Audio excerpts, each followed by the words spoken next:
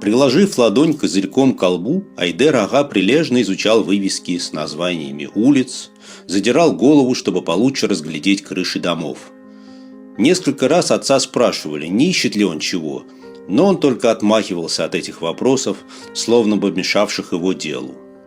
Любопытные глаза смотрели на Исмаиловых, будто угадывая в них пришельцев из прошлого, населявших когда-то эту землю.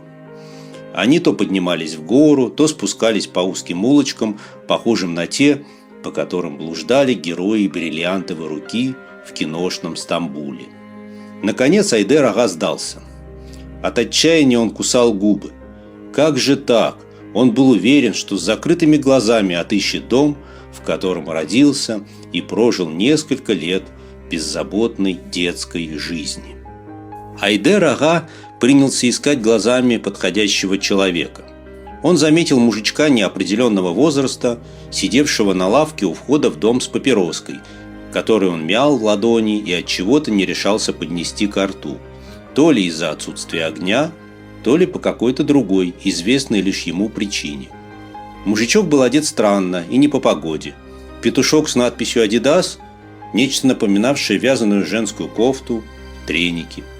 «Добрый день. Вы не подскажете, где тут улица Репина?» – спросил мужичка Айдер-ага. «А вы кого ищете-то?» – мужичок почесал под коленом, над которым пузырилась ткань тренировочных штанов. «Там двухэтажный каменный дом, довоенный. Постой-ка, это не у бывшего татарского кладбища?» «Да», – радостно подтвердил Айдер-ага. «Кладбища этого уже нет давно», – без всякого сожаления сказал мужичок. «Еще лет 25 назад я видал там несколько камней, но теперь их тоже уже не найдете. Растащили. Я сам грешным делом один камешек себе для хозяйственных дел приспособил». Отец стоял, опустив голову. Искандер, услышав про уничтоженное кладбище, решил, что и дом их тоже не уцелел. «А вот дом, который вы ищете, сохранился», словно прочитав мысли Искандера, сказал мужичок. «Пойдем, я покажу». По дороге мужичок без всякой просьбы рассказал историю своей жизни. Представился он Александром Павловичем и тут же попросил называть его дядей Сашей. Приехал дядя Саша в село после 56-го, сразу после реабилитации. В 1939 году он, вчерашний выпускник школы, был арестован по 58-й статье. О выселении крымских татар впервые услышал еще в лагере. На занятиях по политинформации им говорили, что татар за предательство в полном составе выдворили из Крыма. По словам дяди Саши, он уже тогда скумекал, что вся эта история с предательством татар – туфта. Как легко угодить в категорию врагов народа, он знал по собственному опыту. Загремел в лагерь за пьяную шутку о дружбе Сталина и Гитлера. Дело было после заключения пакта Молотова-Риббентропа. Как это часто бывало в те времена, да и не только в те, в компании оказался стукач. Дяде Саше дали 5 лет лагерей. И вышел бы он на свободу с чистой совестью, но накинули ему в лагере дополнительную 5. «Вот эта улица, а вот там кладбище было», – сказал дядя Саша, когда они вывернули из очередного переулка. «Подождите, дальше я сам». Айдер-ага оглянулся по сторонам, почесал лоб. «Туда». Он быстро зашагал вниз по улице. Наверное, он побежал бы, но что-то его остановило. Впрочем, шел он так споро, что Айше-ханум, Искандер и дядя Саша нагнали его только у ворот дома. Из-за ворот Искандеру была видна только плоская черепичная крыша, окна верхнего этажа и часть открытой веранды. «Здесь, значится?» – спросил дядя Саша. «Кажется, да». «Нет, это точно здесь, только инжирового дерева нет. Я по нему на крышу залезал». «Да, много чего тут без заботливого ухода погибло», – сказал дядя Саша. «Татарам в садоводстве равных нет». Дядя Саша постучал в жестяные ворота. Тишина. Постучал еще. Наконец Искандер услышал, как кто-то, то ли причитая, то ли постановая, распахнул дверь в доме. «Алевтина, ты, что ли?» – усталый низкий голос, который не стыдно было бы иметь и мужчине. «Петровна, это я», – отозвался дядя Саша. Ворота с шумом распахнулись.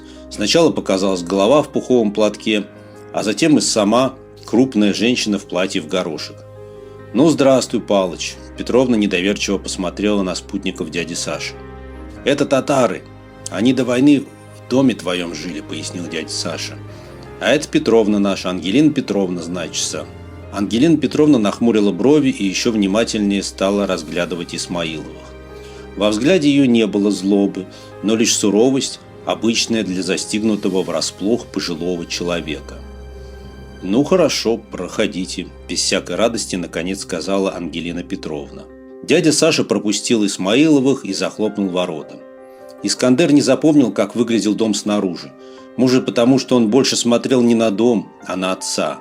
Ему было интересно наблюдать, как Айдер ага менялся на глазах. Отец напоминал птенца, выпавшего из гнезда, и глядящего на незнакомый ему прежде мир испуганными и удивленными глазами. У них был с собой фотоаппарат, и они много фотографировали по дороге, но сам дом так и не сняли. Отец так переволновался, что забыл об этом. Может, потом, после возвращения в Крым, Айдер ага еще приезжал сюда, а может и нет. «Ну что, он?» – спросил отца дядя Саша. «Он», – кивнул отец. Глаза его светились. «Дом на славу сделан», – подхватил дядя Саша. «Только крышу поменяли. Так что ли, Петровна?» Петровна буркнула что-то похожее на «да». Они прошли в дом. В прихожей сняли обувь. Как только они вошли в большую комнату, отец скользнул глазами по стенам, мебели и задержал взгляд на большом ковре над диваном. Ковер был старый, потертый. Искандер много повидал за свою жизнь ковров. И если бы не отец, то, может, даже не заметил бы этого ковра. Ангелина Петровна, подождав некоторое время, спросила: «Узнали?» «Да, кажется, этот ковер был у нас», – сказал Айдер ага. «Только он висел, кажется, не здесь». «Точно, уже не так безрадостно и глухо», – сказала Ангелина Петровна. «Когда мы въехали, еще один большой ковер был, но теперь его нет уже». «А вы давно здесь живете?» «В 44-м въехали. Из Ростова мы, на Дону который. Вы извините, я только что из бани. Не готово у меня ничего, чаю могу предложить». «А ты не смотри на меня так», – сменив тон, обратилась Ангелина Петровна к дяде Саше. «Ничего не поставлю, даже не заикайся. Да и гости у нас такие», – она замолчала, подбирая нужное слово, – «не пьющие. Татары». «Как же не пьющие?» – возмутился дядя Саша и посмотрел с надеждой на Айдера ага. «Вы разве не пьете совсем? Я на северах, в лагере, то есть, много татар встречал, и никто от этого дела не отказывался». Айдер ага молчал, не зная, что ответить, чтобы не огорчить хозяйку. «Не уговаривай меня, Палыч», – твердо сказала Ангелина Петровна. «В общем, не поставлю я тебе, не обижайся». Дядя Саша понял, что рассчитывать ему в этот день не на что, и затосковал. Он поставил локти на стол и подпер разом отяжелевшую голову руками. Ангелина Петровна ушла хлопотать на кухню, а Айдер ага продолжил изучать когда-то бывший ему родным дом. Некоторое время он всматривался в узоры ковра, потом подошел к окну и долго глядел сквозь давно не протиравшееся стекло во двор. Наконец Айдер ага обернулся и замер. Что-то захватило его внимание настолько, что он даже рот раскрыл и провел ладонью по горлу. Искандер подошел к отцу. Айдер ага смотрел на телевизор, покрытый куском ткани, защищавшим его от пыли и прочих бытовых неприятностей. На телевизоре стояла деревянная игрушечная лошадка, похожая на те, которые Искандер видел в кино и музеях. Вещь из прошлого. У лошадки отломалась одна нога, но это не мешало игрушке стоять. Искандер увидел в глазах отца слезы. Айдер ага протянул к лошадке руку и уже почти дотронулся до игрушки, но что-то остановило его. Может, услышал, как в комнату вошла хозяйка. Он быстро провел ладонью по лицу. «Она была в доме, когда мы въехали», – сказала Ангелина Петровна. «Эта дочурка моя ногу ей сломала». «Вы позволите?» – спросил отец и снова потянулся к игрушке. «Да, конечно». Айдер ага осторожно, словно игрушка была не деревянной, а хрупкой, стеклянной, взял лошадку в руки. «Это мне папа сделал», – сказал он. «Мне было годика 3. Я увидел, что у одного мальчишки с нашей улицы есть лошадка. Я даже заплакал, что у меня такой нет. И вот Исмаил Эфенди смастерил мне эту игрушку». Айдер ага провел лошадке по спине, как будто она была живой и могла отозваться на ласку. Эта лошадка растопила лед, который был между хозяйкой и нежданными гостями. От Искандера не укрылось, как женщина смотрела на игрушку, пока отец держал ее в руках и гладил по спине. Так мать ревниво наблюдает, как посторонний человек играет с ее ребенком. Миша мой в 44-м как раз ранен был, демобилизовался, сказала Ангелина Петровна, когда они сели за стол. И вот нас сюда, в Васильевку, и определили. Я обрадовалась, все-таки место такое солнечное, теплое, как раз Мише с его болячкой в самый раз. А вот Мише не очень хорошо здесь показалось. Он неловко себя чувствовал. Он все говорил, что ощущение, что он у чужих живет, а не у себя дома. И что пора бы и честь знать. Я ему говорила, раз татары предатели, значит, по делам их выселили. А потом мы познакомились тут с одним старожилом, Андреем Алексеевичем. Он еще после революции тут осел. Дядя Андреем, перебил женщину Айдер ага, это такой длинный.